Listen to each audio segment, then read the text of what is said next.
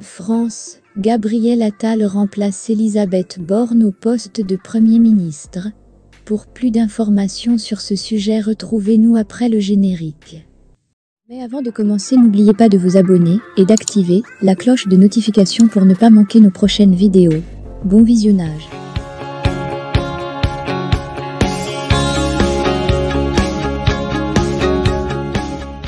À 34 ans, Gabriel Attal devient le plus jeune Premier ministre de la Ve République. La démission d'Elisabeth Borne, lundi 8 janvier, avait en effet lancé les spéculations sur le nom de son remplaçant. Mais l'hypothèse Attal, ministre de l'Éducation sortant, avait toutefois rapidement pris le dessus sur les autres. La passation de pouvoir est prévue à partir de 14h30 à Matignon. Avec Gabriel Attal à la tête du nouveau gouvernement, c'est une nouvelle page qui s'ouvre dans ce deuxième quinquennat d'Emmanuel Macron. Le président de la République a donc fait le choix de la jeunesse et de la popularité, puisque le ministre de l'Éducation sortant bénéficiait, depuis plusieurs semaines, d'une bonne cote de popularité, devançant, selon un sondage Ipsos Le Point mi-décembre, l'ex-premier ministre Édouard Philippe.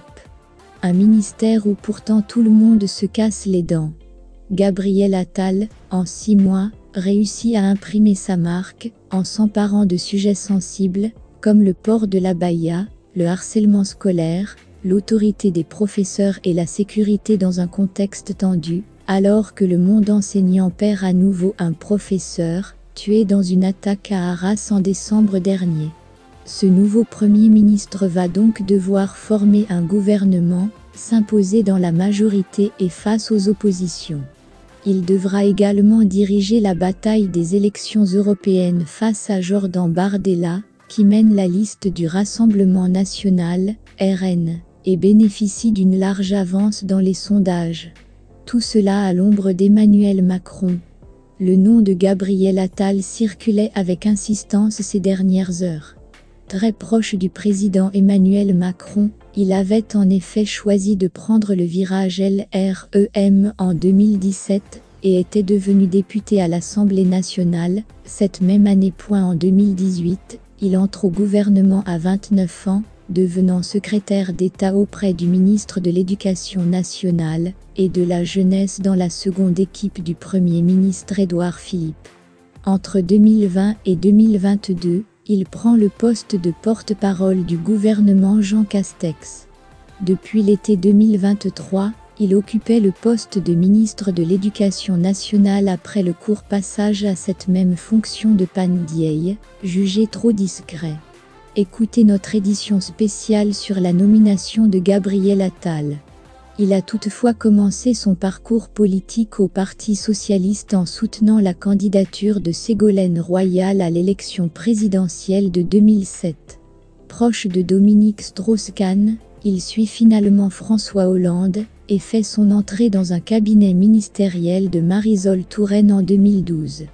Démission de Borne, début du remaniement. Elisabeth Borne était restée, lundi 8 janvier, près d'une heure au palais présidentiel.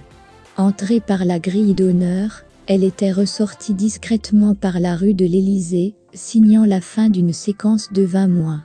Après de longues hésitations, Emmanuel Macron a donc fini par trancher et demander à Elisabeth Borne de quitter sa fonction. Elle avait tout fait pour rester à Matignon malgré les difficultés liées à la majorité relative obtenue aux élections législatives de 2022 à l'Assemblée nationale, et l'adversité parfois au sein même du gouvernement, avec ses ministres qui défiaient son autorité, Gérald Darmanin ou Bruno Le Maire, et un président pas toujours en soutien. Ce remaniement était attendu depuis plusieurs jours en raison des mots prononcés par le président de la République lors de ses vœux du 31 décembre. Il avait en effet donné rendez-vous à la nation lors de sa traditionnelle allocution télévisée de la Saint-Sylvestre, suivie de l'annulation du traditionnel Conseil des ministres du mercredi 3 janvier 2020.